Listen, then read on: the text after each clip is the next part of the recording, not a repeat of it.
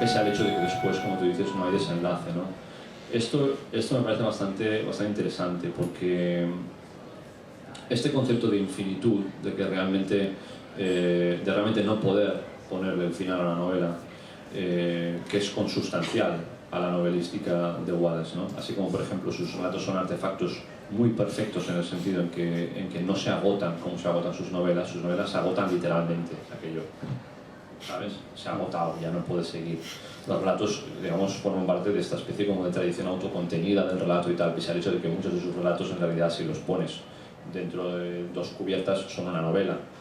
Pero bueno, también este fenómeno, esta infinitud, esta antinovelidad que tiene el hecho de nunca conseguir realmente escribir la novela hasta el final o darle una forma, digamos, que no sea la multiplicidad absoluta o que no sea la infinitud, es una de las grandes críticas a la novelística de Wallace, ¿no? O sea, es decir, esta idea de que en realidad Wallace no sabía escribir novelas, o sea, o lo sabía, pero era tan excesivo, es decir, era tan incapaz de controlarse que siempre la cagaba por exceso. Y esto, curiosamente, es un tipo de crítica que yo creo que no vemos aquí en Europa, porque, por ejemplo, en Europa, bueno, los países donde yo he seguido un poco la carrera de Wallace son en España y en Italia, donde soy amigo de la traductora italiana y tal. En Italia, David Foster Wallace es venerado absolutamente, o sea, tiene allí, o sea, si aquí sois una secta, allí son, vamos, o sea, directamente no sé ni ya cuál es el superlativo de secta, ¿no?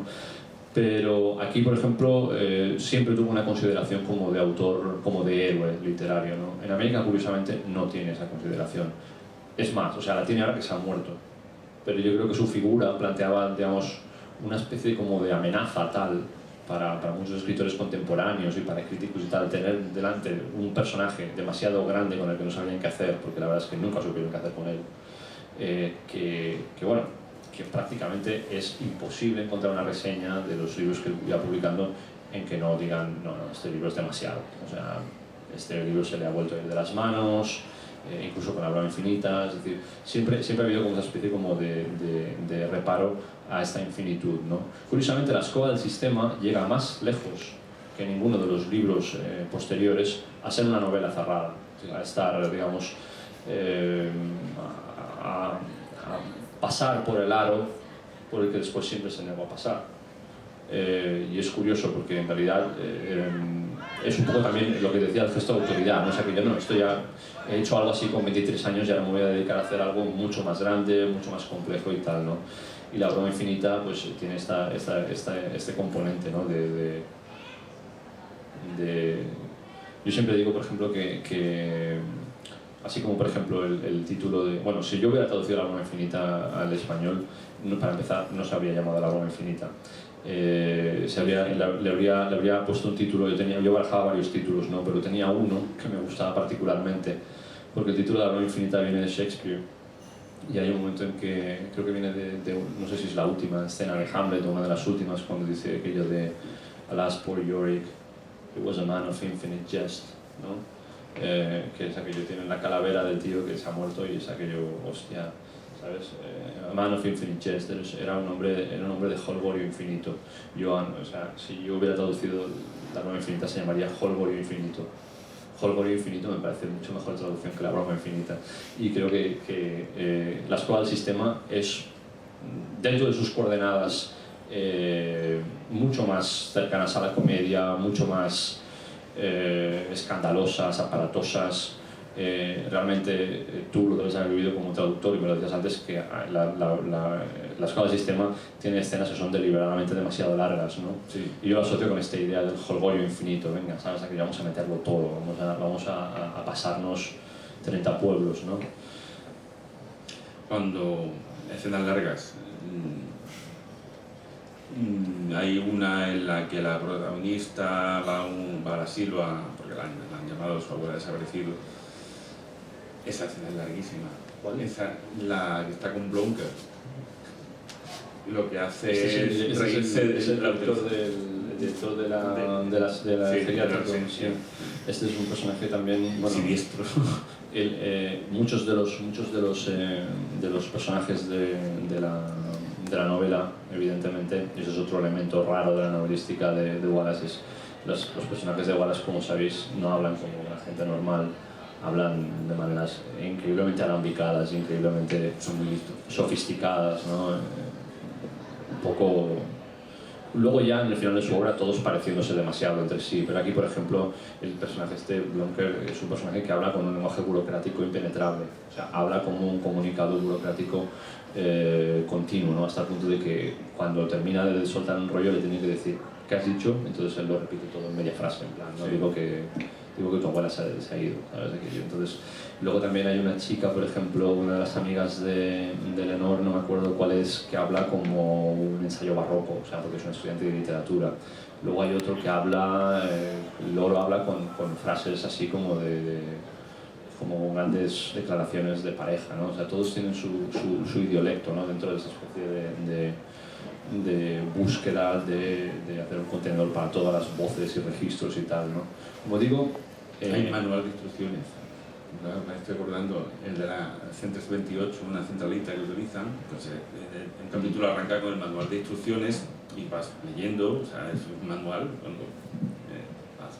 Pero llega un momento en que lo que tú decías, la broma, no puede evitarlo, no puede evitar decir la broma que había dice, bueno, y hay un dispositivo en el que se enchufa, que hay que tener una llave de carraca o un cuchillo de Boy Scouts para ponerlo en funcionamiento. Lo hizo Bern Raring, que es el operador de noche, esos otros nombres raros, ¿no? Que faculta para las llamadas no deseadas desviarlas a un servicio de larga distancia, preferiblemente en la República Popular China, y desviar a los que llaman insultando a una servicio de larga distancia. Para mí es una de las cosas que, digamos, que perdió y que ganó a lo largo de su carrera. Es decir, por ejemplo, tanto en La Escoba del Sistema como en La Niña del Pelo Raro se puede ver esta polifonía que es brutal. Es muy joyceana en cierta manera, y es muy virtuosa y se puede decir que es un poco efectista, pero a veces resulta realmente divertido, ¿no? Estar encontrando todos los diferentes registros. Como digo, en la última época, a medida que se iba como ensimismando más y más y más, su prosa ya se vuelve como una especie de gran pared, ¿no? No impenetrable, pero que tiende a la impenetrabilidad, ¿no? Eso es algo que se ganó, que se perdió. Mira, yo pienso que en cierta manera se perdió un narrador. Y La Escoba del Sistema, por ejemplo, a mí me parece alucinante cómo ilustra el escritor, uno de los escritores que podría haber sido Wallace, ¿no? Es decir, esta novela tiene cosas de lo que escribió antes de morir. Evidentemente hay un itinerario y se ven cosas aquí que luego muy exacerbadas, muy cambiadas, muy oscurecidas estarán, pero también al mismo tiempo nos permite ver las múltiples direcciones en las que él había seguido, ¿no? Para mí con este y con La Niña del Pelo Raro. Pues por un lado se perdieron diferentes vías en las cuales también se podría argumentar qué sentido tiene, por ejemplo, escribir así un poco en esta tradición como más lúdica, más de pálido fuego, no la editorial sino la novela, más de este tipo como de jocosidad, de jolgorio y tal. Por otro lado, también se tiene que admitir que su novela, su novelística y su narrativa hacia el final era algo mucho más... no sé cómo decirlo, más intenso en cierta manera, más personal. Evidentemente él había elegido esta senda, la siguió hasta el final y tiene un valor añadido. Es decir, no podemos decir, por ejemplo, que la sucesión de novelas de Samuel Beckett, por ejemplo, yo por ejemplo soy un gran fan de las primeras novelas de Samuel Beckett, ¿no? de Murphy, Watt, More Pricks Than Kicks, bueno, paso tetas, son muy divertidas. Se puede decir realmente que son más interesantes que las últimas. No.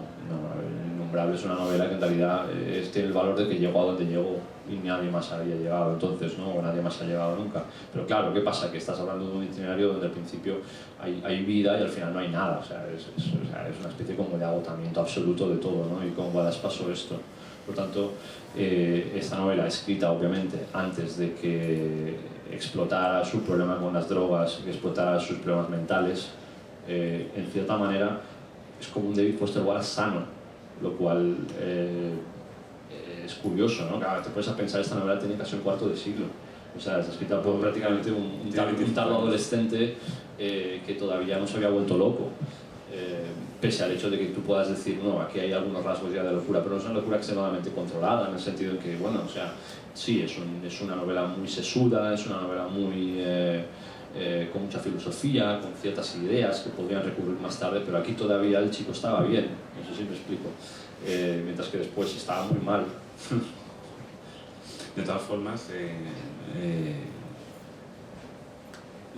hay partes del Rey Pálido que retoman vías, según lo veo yo, las vías de la jocosidad. El capítulo 22, que aquí hay algún venerador también, es un venerador, particularmente venero ese capítulo, el capítulo 22 del Rey Pálido, que son 100 páginas, que son la respuesta que le da un agente tributario a un supuesto entrevistador que no sale, una respuesta de 100 páginas, bueno, ¿y usted por qué quiso entrar a la agencia tributaria?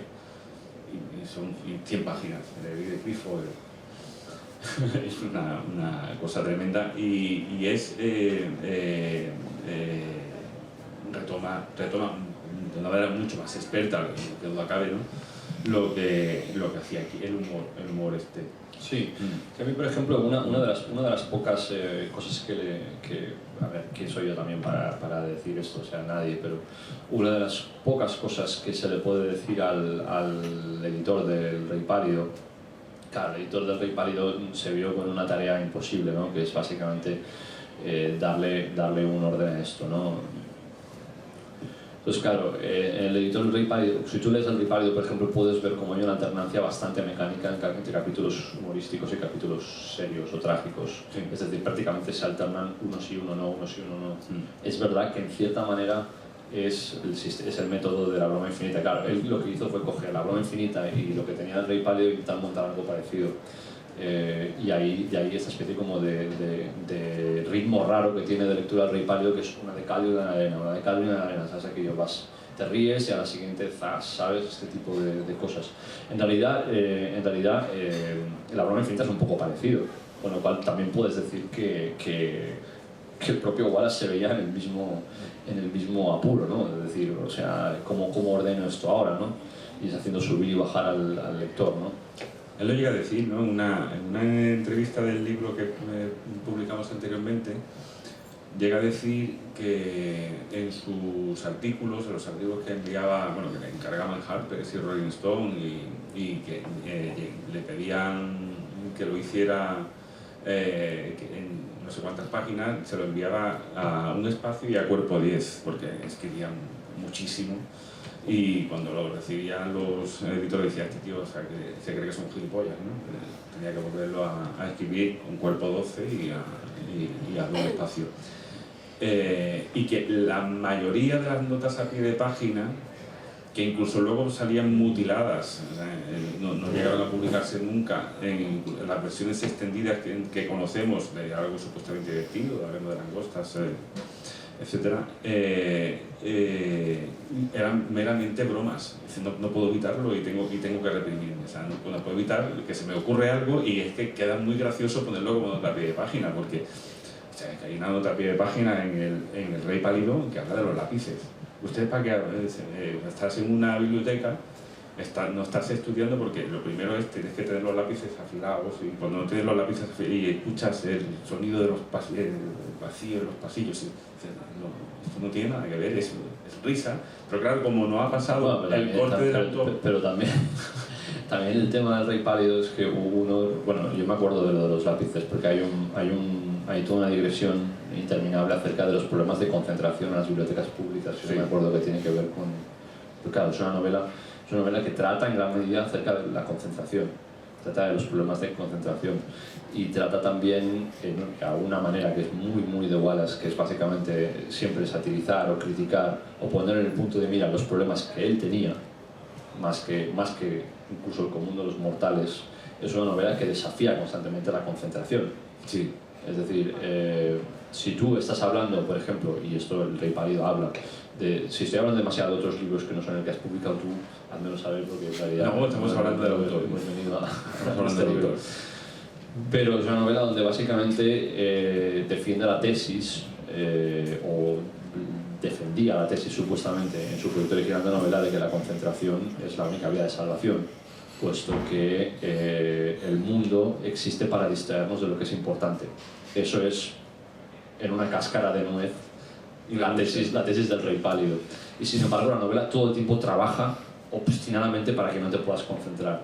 O sea, con todo, bueno, no solamente con las notas, sino por ejemplo, o sea, con un tipo de aclaraciones les llamo, pero es paradójico, de aclaraciones, digresiones y notas que básicamente son sobre banalidades absolutas, o sea, son sobre procedimientos fiscales que sabes perfectamente. Cuando te pongas a leer el procedimiento fiscal narrado en 15 páginas, vas a hacer así. Y te vas a ir a dormir y ya, esto ya me lo acabaré en otra época de mi vida. Y curiosamente es una dinámica que yo la veo en todas sus obras, ¿no? O sea, el tema de criticar precisamente de lo que él adolece. Por ejemplo, esto es muy claro cuando él está hablando de este concepto muy importante en el que es la incapacidad de conectar. O sea, la incapacidad de conectar emocionalmente no solamente es una censura que él hace en sus libros, también es un problema importante que él tuvo. O sea, uno de los principales problemas de las personas depresivas es que no consiguen conectar emocionalmente con nadie. Entonces esto él lo escribe, lo satiriza en cierta manera, la persona deprimida, ¿no? Como la persona que no consigue conectar con nadie y ya está solamente ahí hablando por un teléfono sin que haya nadie al otro lado. Es en gran parte uno de los problemas que él tuvo en su vida. Es una de las razones que lo llevó a su suicidio. O sea, es esta incapacidad de salir de su propio yo gigantesco, ¿no?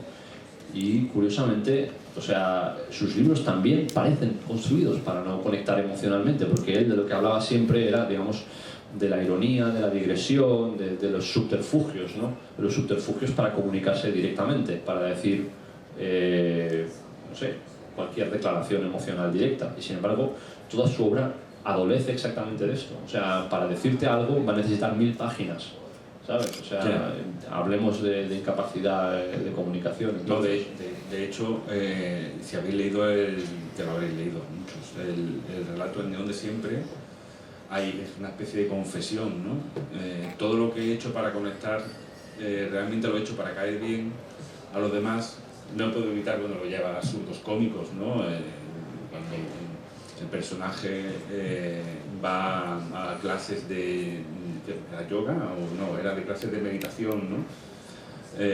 Y lograba, porque se lo proponía, estar inmóvil más tiempo que el propio profesor, batiendo récords de inmovilidad durante tiempos larguísimos, y lo hacía realmente para impresionar. O sea, la manera de conectar era siempre quedar por encima, ser el más guapo, el más listo, etc. Ser una farsa, ¿no? Ser un fraude, ¿no? Ser un fraude, como trajiste. Muchos hemos visto esto como una confesión de sus propios problemas para conectar emocionalmente con los demás. Y que él no podía salir de esa consideración, que creo que es posible que en su entorno le regalaran mucho el oído y que él llegara a creérselo, y evidentemente sabía que tenía un coeficiente intelectual importante, muy alto, y eso le impidió conectar con la gente.